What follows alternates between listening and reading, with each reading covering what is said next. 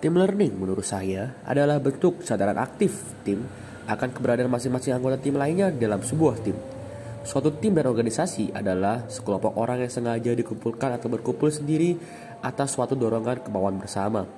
Baik yang dikumpulkan maupun yang berkumpul sendiri, keduanya menyimpulkan untuk berdiri menjadi suatu organisasi atau tim yang dimana anggotanya harus melaksanakan satu tujuan tertentu yang sekarang telah menjadi tujuan dari organisasi tersebut, dan tim learning ini adalah hasil dari hal tersebut. Pembelajaran tim adalah dialog antara anggota organisasi dan cara untuk mengekspresikan ide secara bebas dan terbuka untuk kepentingan organisasi. Tim learning sendiri memiliki poin esensi dan poin prinsip yang tidak bisa lepas satu sama lain.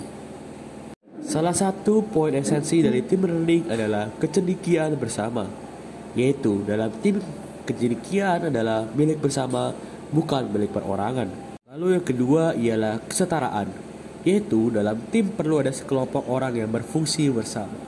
Selanjutnya, dalam tim learning ada prinsip-prinsip yang perlu diperhatikan. Di antaranya adalah prinsip yang pertama adalah keterpaduan antara dialog dan diskusi.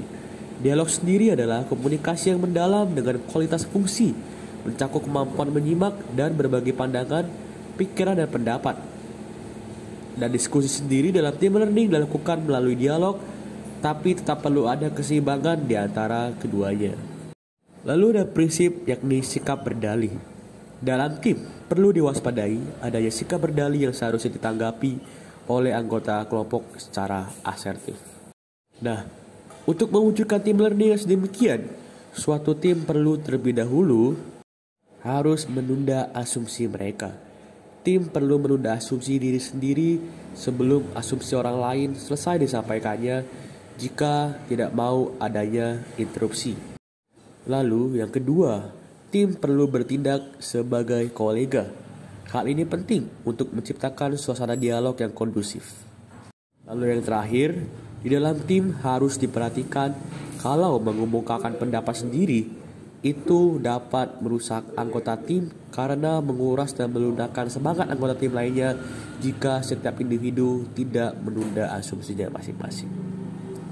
Nah, jikalau tim bisa memperhatikan esens dan prinsip dari tim learning ini serta melaksanakan dan mencermati praktik yang perlu dilakukan, maka melalui tim learning suatu tim atau organisasi bisa mewujudkan tujuan organisasinya dengan baik.